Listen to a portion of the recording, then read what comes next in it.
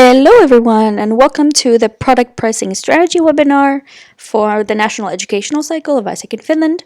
This webinar is all about you understanding what it is that we use to decide what fee to charge for global volunteer projects.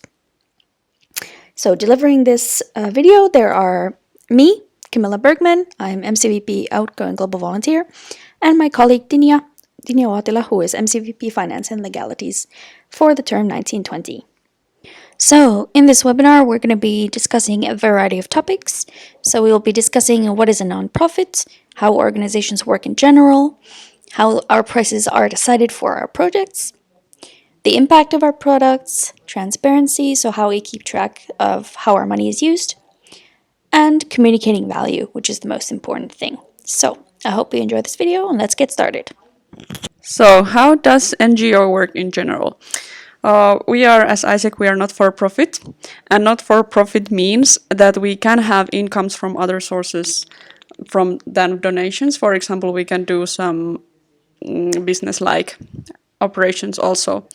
As not for profit, it means that we can do profit, but if we do profit, we will use it directly to achieve our organizational objective.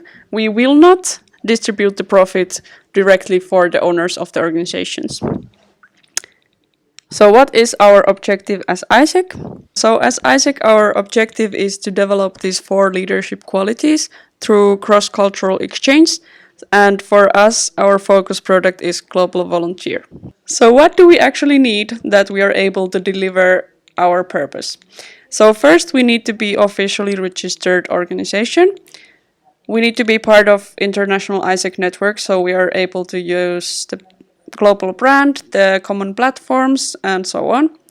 And we need to be available for our customers, so for that we need to have a website, we need to be present in social media, and we need to have the people who actually make this happen. We don't only need the people who make it happen, but the people also need to know what they are doing, and therefore they need education to deliver better and more quality exchanges. So why do we need money to operate? First, if we want to be an official organization, we need to have our own bank account, which means that we also have to pay monthly bank service fee.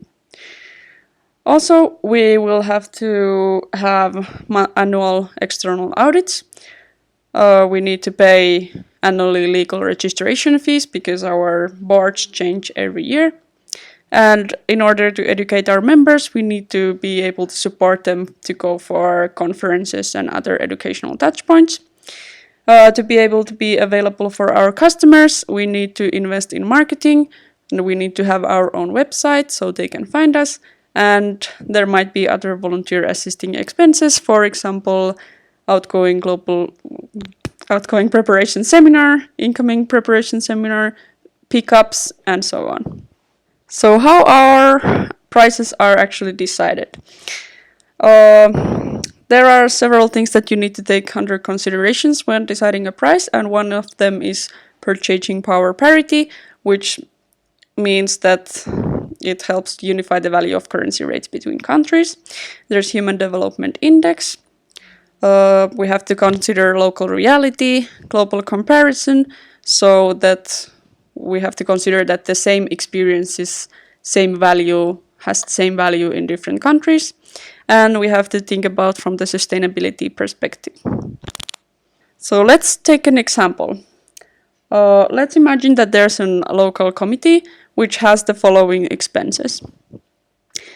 If we take a look from the sustainability perspective, and we would have to consider, okay, the expenses annually are 8,320 euros, and we have to cover it through our exchanges.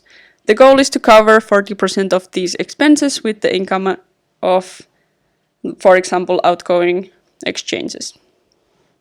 The 40% of this 8,500 euros is 3,400, and let's say that the goal would be to make 8 exchanges. So the price per exchange should be 425 euros if we want it to be sustainable. Okay, so at this point you might be wondering, it's cool that we have all these systems in place to decide what price it is that we charge our customers, but what is it that we actually do as an organization? Why don't we just send money to communities so that they can make their own global volunteer projects happen? So the thing is, the purpose of our exchanges is not directly to make an impact in the communities affected. ISEC as an organization, we strive to achieve peace and fulfillment of humankind's potential. And this we do through developing leadership in young people and through cross-cultural exchange. So the idea of us as an organization is to develop the leadership skills of the exchange participants in our exchanges. So imagine if we just donated money to the community, we would not achieve our vision because we would not be actively developing leadership, and we would also not be increasing cross-cultural understanding between countries. We want to develop this cross-cultural understanding, and that requires us to make people move around the world.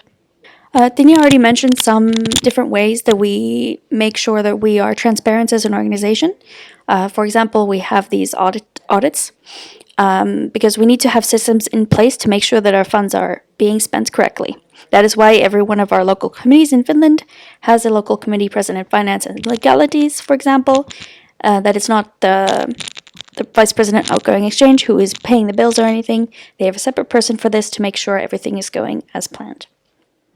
So, for example, some systems we have in place is we have internal and external auditors, people who check at regular intervals how we have spent our money and what has the return on investment been. And we have the MC, so our team. We have the national board who keeps the MC accountable. We have local boards keeping the local executive boards accountable. So we have a lot of people checking on what we are doing to make sure everything is going according to plan. So basically, what I want to say is we keep a very close eye on how we spend our money. And in order to make a bigger impact on the world, we also need to make sure we get the best return on investment, so ROI, to make sure that we're actually spending money on things that make a difference in the world and in our exchanges. And obviously, one of our organizational values is demonstrating integrity, so we also need to make sure that we're keeping our promises to our partners, to ourselves, to each other, making sure we're keeping our integrity. Finally, as someone who is a product head in ISEC, I really wanted to talk about value and how we communicate it. Because value is the importance or worth or usefulness of something. And a lot of the time people ask me, so why would I have to pay to go volunteer? Or why do schools have to pay in Finland to host volunteers in their school? But the thing is, ISEC in Finland offers a service of value to young people in Finland and to partner schools, for example. Global Volunteer is a life-changing experience, and we work every day to make these opportunities available for Finns, whether or not it be people going abroad on Global Volunteer or bringing people here to work in schools to make an impact on students in these schools. So our work is valuable, but how can we actually measure such a truly valuable experience monetarily? It's really, really hard, but we need to be able to do that because otherwise we would not be able to function as an organization. And the message I wanted to leave you guys with is, as a member of ISEC, it's your job to communicate that our service is valuable, that your work here as a volunteer is valuable, and it's worth the effort of the person involved to invest the money monetarily to make this opportunity good for them. So if you have more questions about how you can communicate this, me and Dini are always happy to talk. You can also talk to Jenny, who is our MCVP IGV, so Member Committee Vice President, Incoming Global Volunteer. She would also be happy to talk about this from the IGV point of view. But yes, I hope you enjoyed this video, and I'll see you soon.